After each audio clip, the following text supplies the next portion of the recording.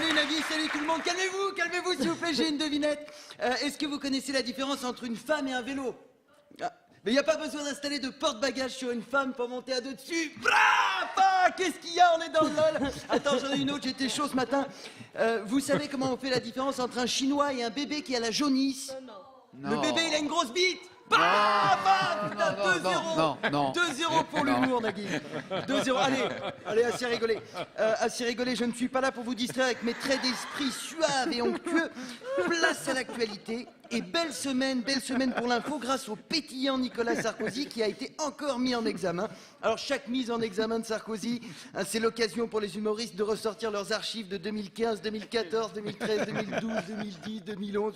D'ailleurs, quand on remonte un peu, on découvre que la dernière année où Nicolas Sarkozy n'a pas été mis en examen, ça remonte à 1948, soit 7 ans avant sa naissance. Ça veut dire que les couilles de son père détournaient déjà de l'argent.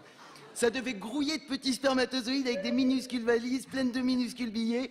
La légende dit que son accouchement a duré 72 heures. Le plus dur pour la maman, ça a été d'expulser les 3 avocats, le procureur de la République et le fourgon pénitentiaire. Nicolas Sarkozy, il passe plus de temps au tribunal que le tribunal. C'est simple, le ministère de la Justice lui a demandé un loyer. Il vit en coloc. Le juge lui a dit « Sérieux, t'as encore fini les froustilles, tu pourrais faire les courses de temps en temps, Nico ?» En Amazonie, il y a une scierie destinée exclusivement à la coupe des arbres qui fabriqueront le papier de ses convocations chez le juge. Si on empile tous les dossiers judiciaires de Sarkozy, on peut faire un tas assez haut pour se suicider.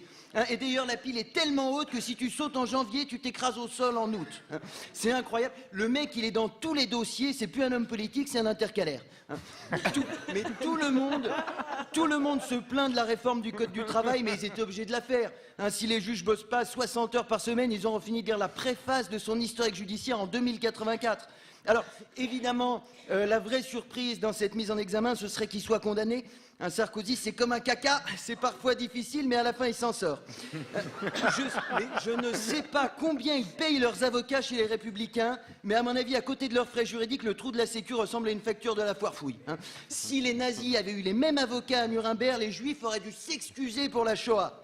Et le mec va se présenter aux primaires. Il y a des gens qui vont voter pour lui, c'est comme si tu allais chez le médecin pour l'appendicite, il te coupe les 2 bras et tu te dis « Tiens, si je retournais pour soigner ma cataracte !» Pour la primaire, il a 32% d'intention de vote, mais qui sont ces gens et où étaient-ils ces 15 dernières années? Moi, au présidentiel, si j'ai le choix entre Sarkozy et un cabillaud, faudra prévoir un aquarium à l'Élysée. En plus, on pourra faire des petits bâtonnets de Sarkozy panés et on va se régaler. Voilà, nous, on se retrouve la semaine prochaine pour ma chronique beauté. Et on verra que si vous êtes gros, moche, avec des lunettes, il existe une technique simple pour se sentir mieux. Il suffit de retirer ses lunettes. Vous serez toujours gros et moche, mais vous ne le verrez plus. Merci de m'avoir écouté. France Inter, Nagui, la bande